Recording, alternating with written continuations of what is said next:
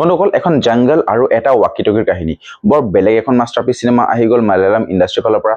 ইয়াৰ আগতে আমি দেখিবলৈ পাইছিলোঁ একো আৰু কিষ্কিন্ধাম নিচিনা এখন মাষ্টাৰপিচ মুভি আমি ডেলিভাৰ কৰিছিলে আমাক, আৰু সেইখন চাই আমাৰ একদম দিমাগ ফাটি গৈছিলে। আপোনালোকে যদি জংগল এডভেঞ্চাৰিং ছাছপেন্স ক্ৰাইম ড্ৰামা একদম থ্ৰিলিং টাইম একদম বেষ্ট একদম ক্লাইমেক্সত একদম শ্বক কৰি যোৱা নিচিনা মুভি ভাল পায় আপোনালোকে, এইখন চিনেমা আপোনালোকৰ কাৰণে ঠিক আছে, যাৰ নাম হৈছে সম্ভৱম অধ্যয়নম অনু। মানে এইখন একদম এনেকুৱা এখন চিৰিয়াছ চিনেমা যিখিনি মানে দিনটো এনেই স্ক্ৰল কৰি ৰিল চাই থাকে তেওঁলোকৰ কাৰণে এইখন চিনেমা একদম নহয়।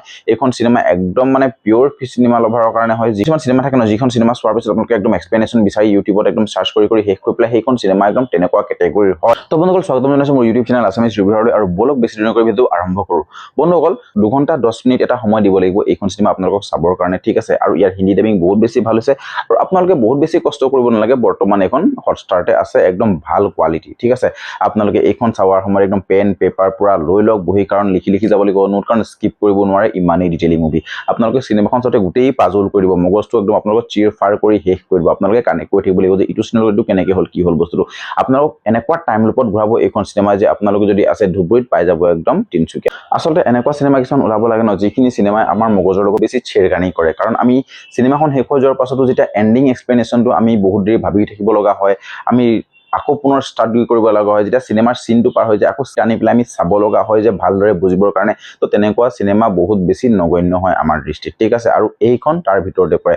IMDb ৰেটিংছো বহুত বেছি ভাল হৈছে ইয়াৰ। আৰু উইদাউট স্পইলাৰ যদি প্লটটোৰ কথা অকণমান আলোচনা কৰিবলৈ যাওঁ, ইয়াত দেখুওৱা যায় এখন জংগল আৰু এটা ৱাকিটকিৰ কাহিনী। এজন পুলিচ কনষ্টেবল যি নেকি নিউজ প্লেচ অফ পষ্টিঙত যায়, আৰু তাৰ পাছত এটা কেছ ইনভেষ্টিগেশ্যন আহে ঠিক আছে। এতিয়া জংগলৰ মাজেৰে গৈ থাকোঁতে তেখেতলোকৰ এটা ৰহস্যজনক এটা কল আহে ৱাকিটকিত, আৰু সেই ৰহস্যজনক কলটোৱে মানে এই জংঘলৰ ভিতৰলৈ তেওঁলোকক মাতি থাকে, যি নেকি এজন বহুত বছৰ আগতে কিডনেপ হোৱা পুলিচ অফিচাৰ এজন তাত গৈ ফচি থাকে।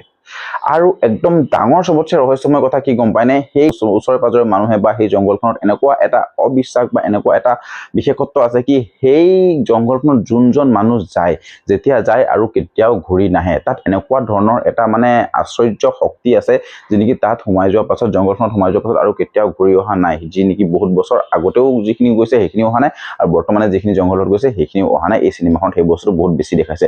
চিনেমাখন আপোনালোকে 20 মিনিটমান যোৱাৰ পাছত যেনেকুৱা ধৰণৰ থ্ৰিলাৰ আৰু ছাছপেন্সেৰে ভৰা মানে চিনবোৰ দেখাব, আপোনালোকে মানে টাইম লুপৰ ঘূৰি মানে কেইবাটাও চিন কানেক্টেড হৈ পেলাই যেতিয়া মানে দেখুৱাব, আপোনালোকে একদম শ্বকিং হৈ যাব ঠিক আছে। মইতো এইখন মুভি মানে চিনবোৰ যেতিয়া পাৰ হৈ গৈছে বুজি নোপোৱাৰ কাৰণে আকৌ টানি পেলাই চাইছোঁ, মানে এনেকুৱা মানে এইখন মুভি মানে ডিটেইলিং মুভি, সেইকাৰণে এই মুভিখন মই বহুত বেছি ভাল পাইছোঁ। আনন্দ আৰু পুলিচ অফিচাৰযোৰ যেতিয়া সেই ইনভেষ্টিগেশ্যন কেছত সেই জংঘলখন সোমাই যায়, তাৰ পাছত সিহঁতি সেই জংঘলখনত কেনেকুৱা ধৰণৰ বিপদৰ সন্মুখীন হ'ব লগা হয়, তাৰ পাছত তাত গৈ কি ৰহস্য ফাদিল আছে য'ৰ পৰা নেকি মানুহবোৰ ওলাই আহিব নোৱাৰে, তাৰ পাছতে দেখুওৱা যায় সেই কাউৰীৰ ৰহস্যটো কি, আৰু তাৰ দেউতাক কেনেকৈ তাত গৈ সোমাই থাকে। সেই গোটেইখিনি বস্তু আপোনালোকে চাবলৈ হ'লে এই চিনেমাখন কমপ্লিটলি চাব লাগিব। এটা পাৱাৰ পেকেজ ক্ৰাইম থ্ৰিলাৰ ছাছপেন্সেৰে ভৰা এখন চিনেমা, যি নেকি আপোনাৰ সময় একদম ৱেষ্ট নকৰে, একদম কম সময়ৰ মুভি।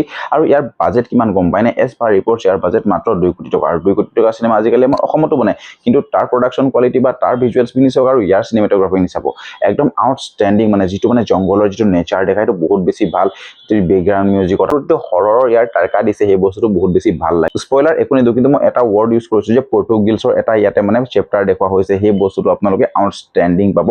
আৰু ইয়াতে মানে লাষ্টৰ যিটো ক্লাইমেক্স হয় সেইটো আপোনালোকে শ্বক পাব একদম, আৰু সেইটো কাৰণে আপোনালোকে এক্সপ্লেনেশ্যন বিচাৰি এণ্ডিং ভিডিঅ'জবোৰ চাব। তো আপোনালোকে মোৰ ৰিভিউটো কেনেকুৱা পালে জনাবলৈ একদম নাপাহৰিব, আৰু যদি ভাল পাইছে লাইক কমেণ্ট শ্বেয়াৰ কৰি দিব, আৰু ছাবস্ক্ৰাইবটো প্লিজ আপোনালোকে কৰিয়ে দিব। বহুত কম ছাবস্ক্ৰাইবাৰ হৈ আছে মোৰ, আপোনালোকে অকণ সহায় কৰি আগবঢ়াই দিয়ক। তো লগ পাইছোঁ নেক্সট ভিডিঅ'ত, আজিলৈ বাই বাই।